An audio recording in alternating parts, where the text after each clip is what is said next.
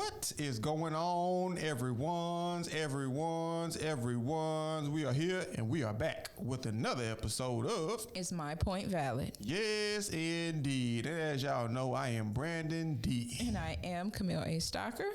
Yes, and the topic for today is going to be... Black culture is poison. Absolutely. There's a lot of stuff going on, and we're going to reference some things as to why the black community as a whole are, I keep saying we in last place, but I really feel like we are placing ourselves in a very peculiar spot. Because we are quick to blame everyone else for the things that are happening to us. We're quick to blame everybody for how they treat us. But how can you blame people for treating us the same way we treat ourselves? That's a word. That is a word.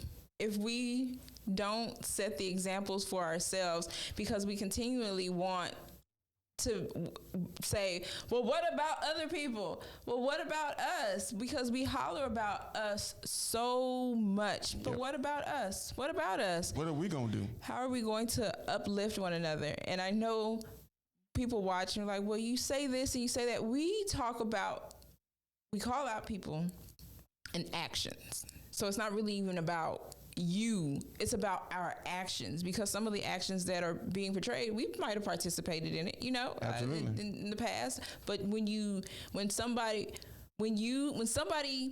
who you, what's the word I'm looking for, has valid points, you kind of take heed and be like, how is what they're saying come back? How can I look at myself in the perspective of what is being said? And how can I do better? What is it that I can do better to make sure that this community that we talk about is better? How am I going to make this a better place? What is my footprint? What's my carbon print? You don't want to leave. Okay. A carbon print? Your carbon footprint. Okay. That's what's up. Science. So, I mean, it's really... We got to stop looking at everybody else. We have to stop pointing the finger. And we were watching Larry Elder on The Breakfast Club the other day. And Larry Elder was explaining all of the things that we do against each other, or all the things that we are doing that are considered a hindrance to us in our community. And the first thing Charlamagne can think of is, what do white people do wrong? What do white people do wrong? They do a lot of wrong too, right? That doesn't take... Us saying black people do wrong doesn't take away from other people doing wrong. But once again, we talk about our focus of the black community and what we can do as the black community. So why is it when a black person says we need to do better, you come for people's necks? When a black person is saying, these are the facts, I have the numbers, I've been doing this for years, and you blatantly disrespect him. And you even go to so far as to call him all different names. You go find statistics that aren't really true, but you find things to kind of combat what he's saying when he's been doing this for a long time. And even like on The Breakfast Club, he was giving examples of things that were happening before. Mm-hmm. And his point to all of the things that are going back to before is we're not in a more racist place now than we were back then. So how are we complaining more today than our people were doing back then? And I think when a lot of the black community hears that, they think they have the same mindset as Charlamagne and DJ Envy and whatever the woman's name was. I don't care to know her name. Telvi or something like that. Whatever her name is. When you say that you don't understand that, and then that, like, you're playing victim. You continue to play victim because he is stating, and he's not using Google, right? He's not using Google to find his facts. He's using actual statistics of people who are doing studies. Like he has done this for years, and we are in denial of what it is that we need to do with money, with schooling, with parenting, with everything that we should be involved in, we aren't. I think we're more concerned with looking good than actually doing some work to improve the community. Oh. Like we buy all of these things. We congratulate people for doing all of these insignificant things that may seem like they're big, but they really aren't doing anything to help us get to a better place. Mm-hmm. It's all just for show. It's a facade. Mm-hmm. I don't understand why we won't put the work in, because we can clearly put the work in when it comes time to do things that don't mean anything, like a fight. Mm-hmm. We clearly come together when we're smashing, grabbing, when we're robbing people. We clearly come together for that. We clearly come together when we're doing drive-bys and killing each other. We can definitely come together for that. But when it comes to coming together to have better children, better schools, the education system, the whole education system is jacked. And it's not that is not just for black people. That is all across the board. I know. But we can clearly come together for things that don't matter, but when it comes time to do things that actually will advance us as a people, where it's scarce. And the ones who are talking about doing something better are white. That's what they call you. Oh, I was like, oh, okay, I understand. That's what they call you. Mm-hmm. You're a whole bunch of things that are contrary to you being actually black. And like I said before in other episodes, if you speak rhetoric that is not according to victim mentality and systematic racism and all of that, you are no longer black. Mm-hmm. I don't understand how that's even a thing. Well, it's a thing because of how black culture has said it as a thing, because we don't hold accountability, right? We see things, and last week our episode was about, I don't remember, but we were talking, I don't remember what last week's episode was about, but we were talking about, black fathers, but it was about the women, right? Yeah. And so it was a lot of women crying wolf, and that is, you're seeing this, and you have these. You see where they get it from. It's the culture. It's the black culture. Women are so Black women are so disrespectful, and then it's like you wear shirts and you be like, protect black women from what? Like, what are you protecting me from? What are you protecting me from? I have, like, if we look at laws for women, and I'm not talking about black women at this point, I'm just talking about women, period. Mm-hmm. We have women, we can do anything except be a man. Okay. But we can do anything. We have access to a lot of things, and we still make an excuse or play victim or whatever. There are a lot of women who go to college, who have college degrees. I think it's more women graduate from college than it is men. It is. So I don't understand how women are not in a better position themselves. Mm-hmm.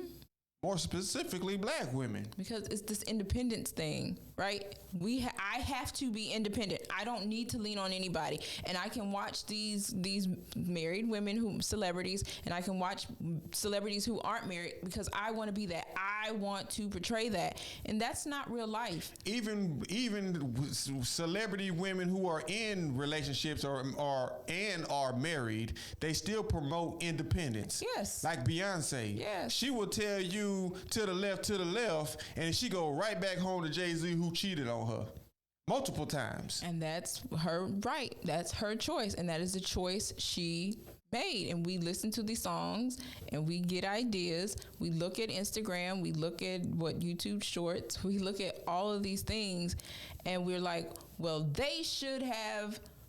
But you saying what they should have, but you still doing what they doing. You still doing what they doing. Yeah. So what are you like? I will always look at Camille and what it is that I can change. How am I going to make tomorrow? Well, not even tomorrow, because we're not in tomorrow. How am I going to make today better? Right. How am I going to be better than I was yesterday? Right. Who can I serve? And the great Michael Jackson said it a long time ago. It starts with the man in the mirror. It absolutely does. And that's how the black community should look at, to really listen to Simon Sowell. To really listen to Larry Elder, to really listen to Officer Tatum, Candace Owens. Listen to these people. You might not agree, but at least get a side, because right now the black community is being biased. Who was it you said? Joy Reid, who wouldn't even have Vivek on her show. Vivek Rama. She told him that he wasn't qualified, and he's clearly a presidential candidate. So what qualifies him? What would qualify someone to be on her show if a presidential candidate doesn't? Like, this is crazy. This is an election. It's the election. So everybody needs to see all from both sides. Well, shoot, not both sides. All the parties, right? Who's going to make it? Who's going to be at these debates? The GOP. Who are we watching? But when you have this platform and you say, well, I can't have these people on because I don't agree, then you're kind of trying to sway the decisions of America, of the American people. I feel like that goes against like the Constitution and absolutely stuff, because that means you're trying to silence him. Right. You're saying, first off, you're saying you don't respect him, and that's a. I know we're talking about black culture, but I want to kind of I think it does have to go with black culture. I read a book by Hillary Rodham Clinton. And it said the book is titled "What Happened," and in it, because in 2016 we know that she lost the presidential election to Donald Trump, as she should have. But even if you don't feel that she shouldn't have, the way that she bashed Trump irked my nerves, because it was all his fault. Mm-hmm. He was this and he was that, and I said, and I'm thinking, like, you put all this in a book, and in the same breath you're saying, I'm so patriotic, I wear this and I wear that, I was raised in a Methodist church and we were taught this and we were taught that. So were you taught respect? Like, even if you don't agree with anything that Donald Trump has done, why not respect him? She talked bad about Putin too. I was like, man, it's everybody else's fault. She was just like, they don't like me because I am a woman. And what I say, I was like, what? Democrats play a big part into the black culture as well, because all of the things that they believe in, they're pushing on the black community, and the black community is just soaking it up like some sponges and then placing it on everybody else. Like, this whole reparations thing, and they talked about that on the Breakfast Club too. The thing is this. Like Larry Elder said, if it wasn't for Africans selling their own people into slavery, there probably wouldn't have been slavery in the United States. So if we want reparations, not only do we go after the descendants of slave owners, we need to go after the African descendants of the people who actually sold their people into slavery. No, it would have been, I think there would have been slavery, but it would have been indentured servitude. You understand? They would 7 years and go on about your business. 7 years, and then they would have been free. And because wasn't it a black man who, what's his name? Richest. We had talked about him. He's the one who actually made it to where you can own slaves for life. Mm-hmm. Yeah, it was not a white man. White people had indentured service, and that's, you serve them for 7 years, and then you go on about your business. Mm-hmm. And then the black man comes in, he say, "No, I want y'all to be mine forever. I own you for life." And that's where lifetime slavery came from. Mm-hmm. That's why we had to go through all the things that we went through, because once he put that idea out there, then everybody else was like, you know what, that's a good idea, my brother. Yeah, and so then they took it as an advantage, right? But it was a disadvantage for black people, for the black slaves. His very people it was a disadvantage. And so I think when people say, because she tried to, the woman from the Breakfast Club, she tried to make it seem like he was being for slavery, but his point was slavery happened. History has happened. Mm-hmm. I can't change the past, but I can change the right now. The right now. If you just see where the heck I'm coming from, if you And she was too busy trying to cut the man off and be disrespectful. She was very disrespectful. She was blatantly disrespectful to this man. And Larry Elder held his own, because I would have cussed her out through that TV. I'm like, first of all, who are you? Why are you here? I'm like a 71-year-old man. And for me, how I was raised, and I will always talk about how I was raised to respect people, right? Especially your Larry Elders. Your Larry Elders, your elders, but elders in general. If I don't agree with President Joe Biden, but if that man was in my face, yes, sir. And I don't know stuff, but we are in the South. I know yes, sir, massa. But it is a yes, sir, yes, ma'am. Yeah. You know, all that. Southern respect. Yeah, be respectful. But because I don't agree, I'm not going to be ugly and hateful. And there's a lot of hateful things that people are saying. And it's like, but in the same breath, you'll say, I believe in Jesus and this and this. How? Sway. How is that possible? How is that possible? It's not for me. I don't think it's possible. And you try and make a butt out of somebody, but you're the butt of the joke. You're really doing it to yourself. So I believe that the Breakfast Club is going to help Larry Elder get to the place that he's trying to be. And then they need to continue to bring any other Republican person, and then bring the Democrat people on, bring the Green Party on, bring independents on, bring them on, so everybody has a chance. And I feel that is how a democracy should work. Right?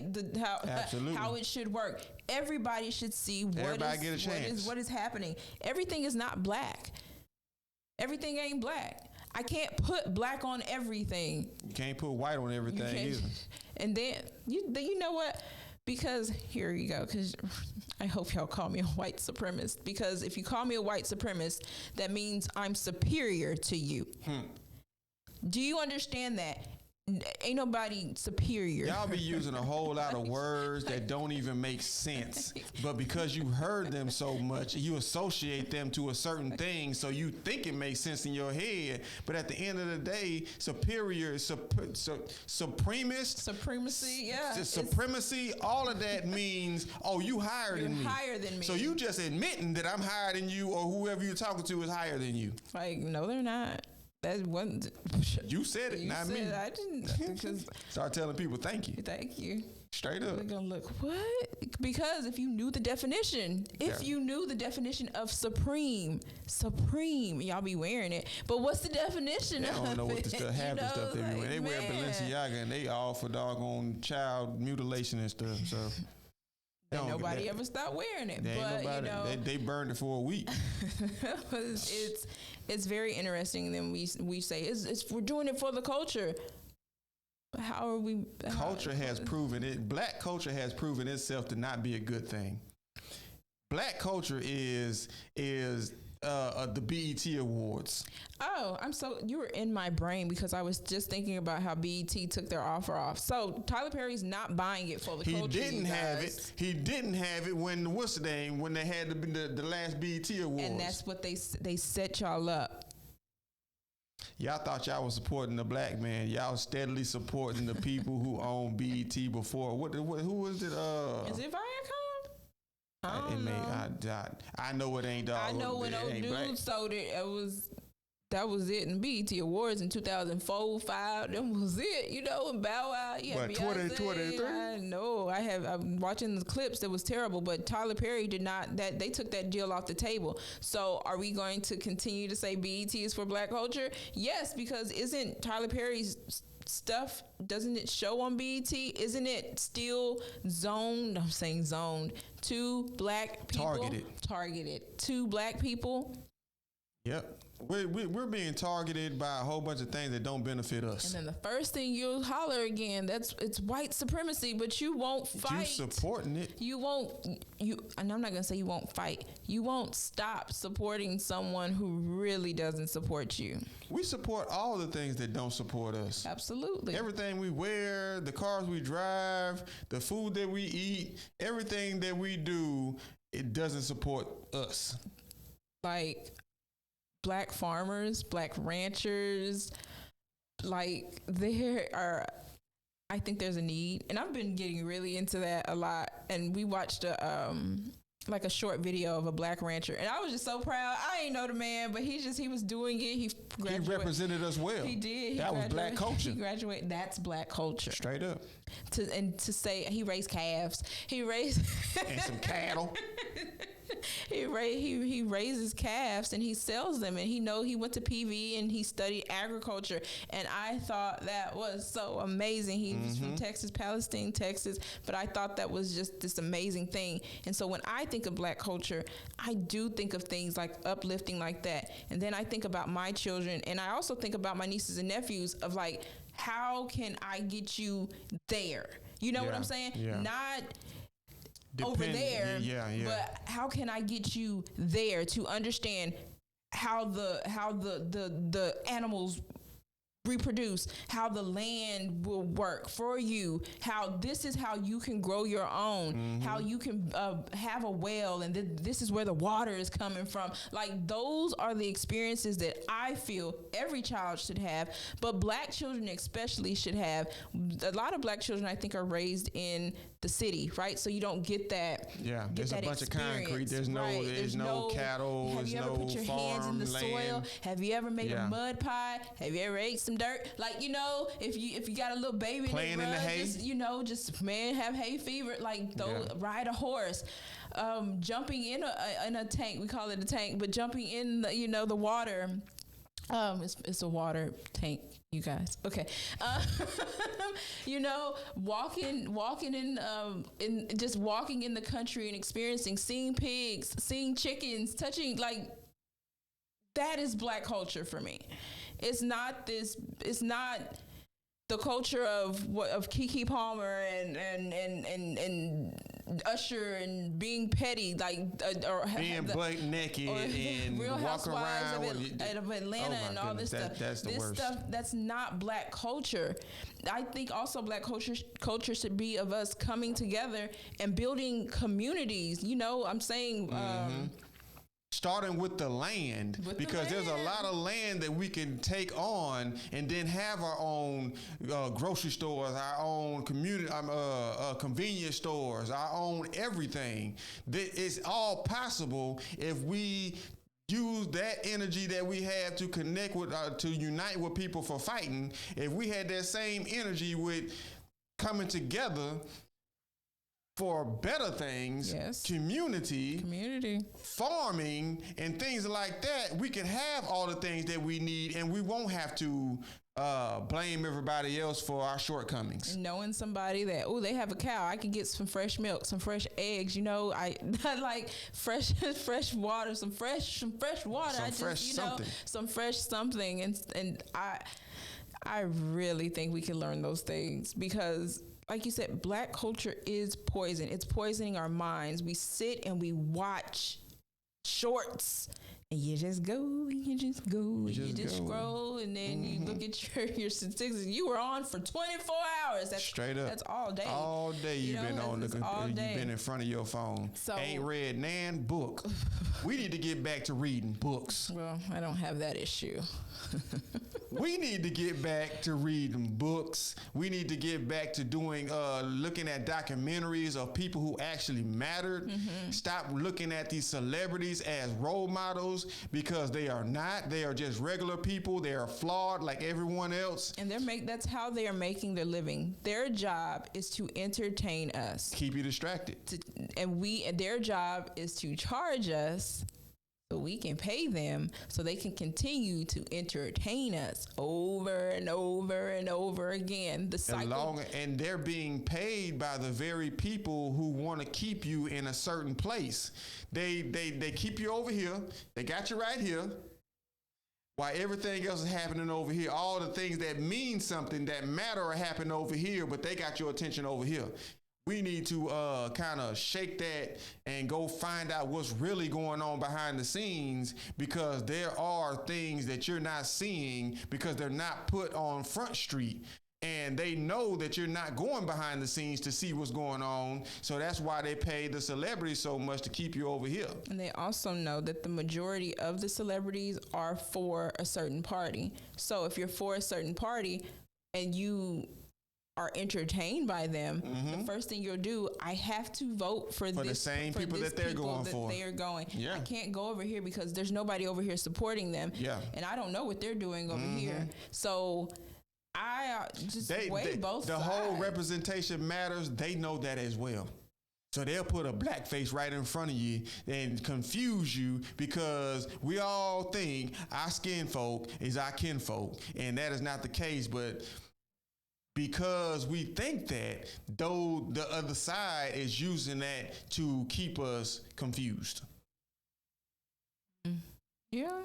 They're all black faces. Just like the woman on Breakfast Club called Larry Elder a black face in a high place.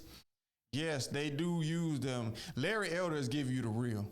I'm going to just be honest. He's giving you the real, and most black people don't like it because it takes the blame off of everybody else, and it puts it back on you.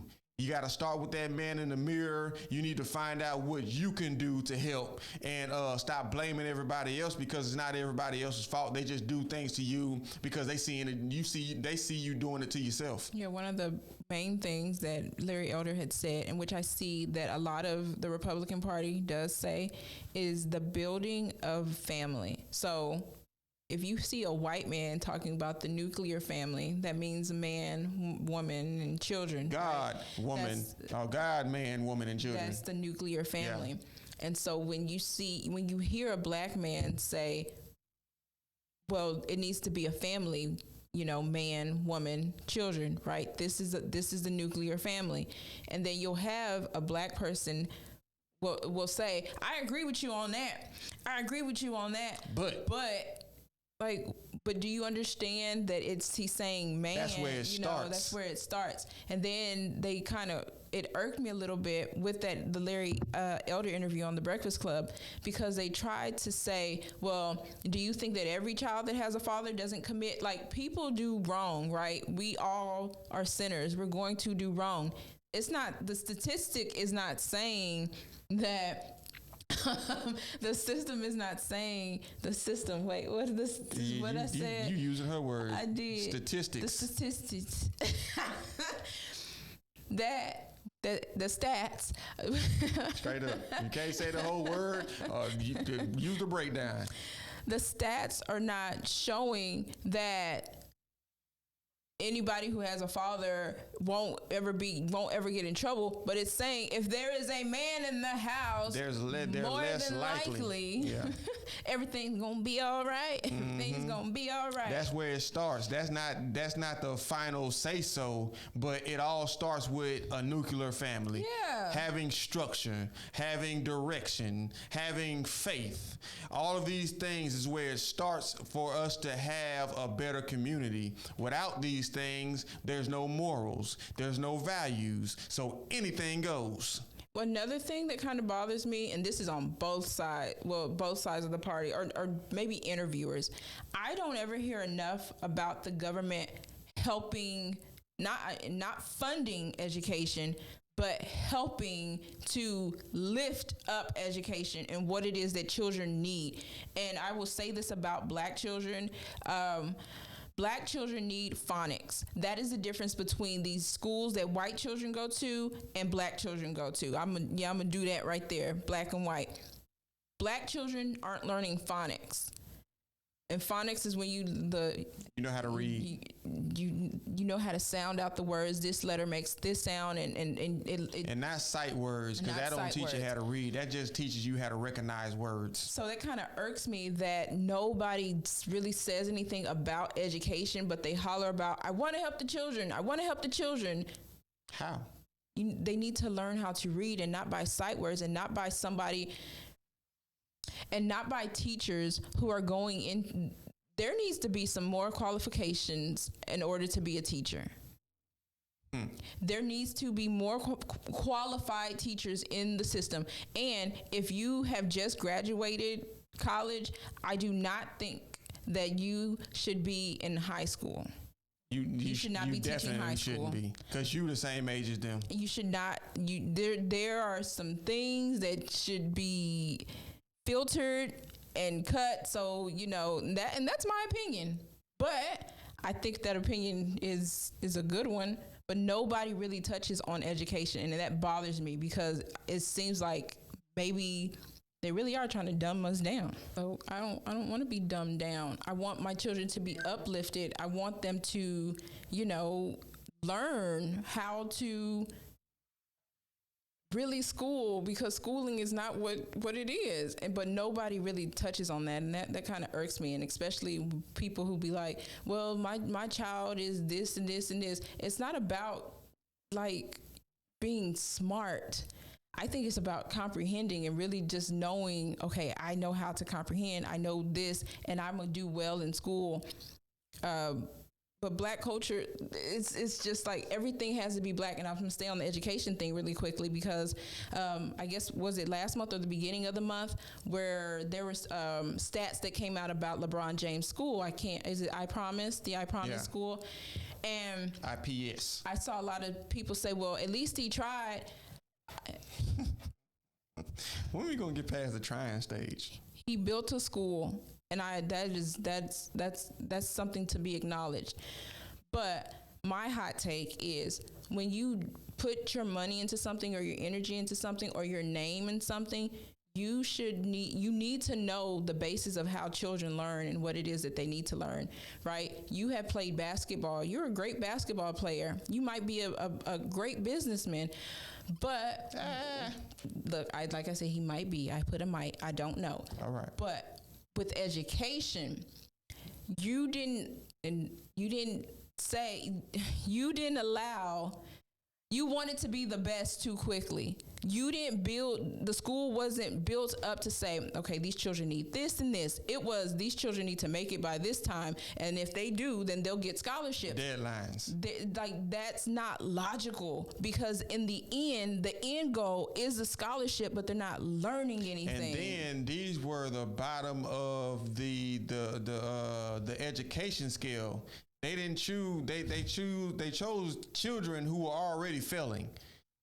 So how can you choose a child that's already failing and expect them to excel in 3 years? Because it's for Black culture. Because I am Black culture. I am a great basketball player. I have my name on this school. These children, they gonna do what they gotta do. And that lets me realize where they got the thing shut up and dribble. There's certain things that you are good at, and there's certain things that you are not good at. And LeBron James' education is not one of your strengths. And my whole point to that is, if you knew these children, maybe, and he probably didn't, but the educators behind it knew that they were not, then this is a time where this school could have been like, hey, we need to start from the jump. They aren't ready. By this, and then the state needs to stop with these tests, because they're going to fail. Absolutely. And if a child doesn't read and then you pass them to the next grade because of this and this and this, hold them. And I know I have a bad habit of saying hold the children back, but then it's also not even about holding children back. And then I can't really say, if the parent doesn't know, then you don't know how to help your child. Like, it is a mess. And but we know songs, and we know the athletes, and we know this. So I'm not taking away the fact that he built a school. That is a wonderful kudos to you for thing. But what was the objective? What was the strategy? What was the real objective of building this school? Because children have failed, and they're not getting the scholarship, right? So, and they probably think, well, I came to school every day. So I think we need to think logically and just stop trying to build stuff and say, I have my name on it, or I put this in it, and no. Yeah. We need to think logically about these things and stop. And we need to stop dumbing down education, because it's proven that if you put expectations on a child, they'll meet those expectations. Yes, absolutely. If you don't put anything on a child, they're going to do the bare minimum to get by. So we need to go back to the merit-based system, to where children are being held accountable for being active in their own education. Yep, because they can teach themselves. there's been studies on it. I'm studying it myself with my children. My children are teaching themselves. I'm not sitting teaching anything. I'm just a help person, but my children are sitting here teaching themselves how to do math. And that's problem solving. That's all math is. That's all reading comprehension is. If you know phonics, if every little black child, and black children need phonics, that's key.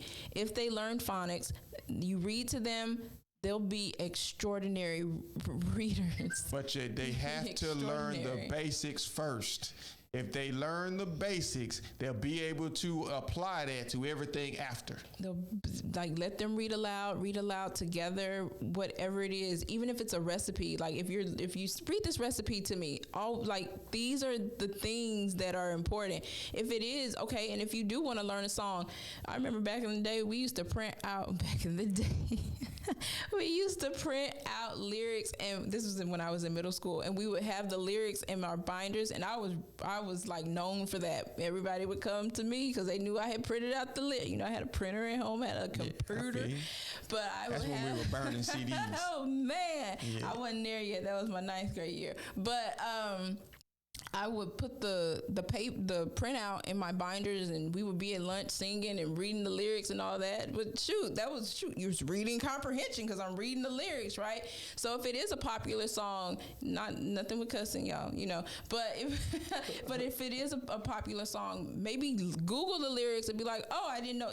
I don't know. I'm just giving you ideas because I think I always make it known how much I care about education and how much I really want children to learn to read and to do math. You need help, I'll help you. I would really help you. If you don't understand, I want my child to do better, I can help you find a way. I'm helping you right now. It starts with phonics. If your child's not reading well, just just get a book and read together, and then have them read a page every day. Mm-hmm. And start out small. That's it. Start out small. Start with the basics. So that's my little spiel on education. What's next? Straight bad. I think that's about it. Oh, that's it. Oh, yeah. I think we wrapped that thing up real nicely. Oh, I was ready for the next step. Okay. What else you want to talk about? I don't know, because what else for Black culture is poison? I just get carried away about the education part because we just talk about I guess education, if the children are reading, the education plays into everything else that we said in the beginning of community, of building. If I know how to comprehend, if I know how to comprehend and I go through these institutions and I make it to college, like I said about the rancher who went to PV, and then your child becomes, a rancher and knows how all these things and becomes a member of the Texas Farmer Bureau or something, those are goals. Absolutely. And those are the goals that I think the whole world should be making, America should be making, and the Black community should especially be making. Yeah. We got to stop pointing the finger. And like I said, who's going to save us? We're going to save ourselves. We got to save ourselves. And it starts with coming together and stop writing off people who don't have the same beliefs as you. Yes. Just because they don't say the same things or believe the same things as you doesn't mean that they're not one of you. Right. Mm-hmm. So we need to stop. We need to throw that out the window. People are going to have different beliefs. People are going to think differently. But it's very important to listen to that point of view because it might spark something inside of you that you never thought of. That's what happened to me because I was not feeling none of these people. But when you start listening to both sides, it starts making sense. It makes sense. When you start reading more, I've always read, but I was always partial to something else. Yeah. But when you start reading and filling in blanks, and it begins to make sense. Mm-hmm. Reading comprehension, you guys. Yes, indeed. And I think that's going to be the end of this episode. Okay. But yeah, man, just we got to come together. We got to do it for us. We got to come together. Straight up. That's just basically what it is. We got to come together and stop blaming each other. Stop blaming everybody else. It's everybody's fault and nobody's fault at the same time. So you take that however you want to take it. But we appreciate everybody who continues to rock with us. We will be back next week with another topic for y'all. We don't know what that topic gonna be, but you'll find out next week. And like always, it's love, peace, and soul. Bye. Like Soul Train, baby. Cheers.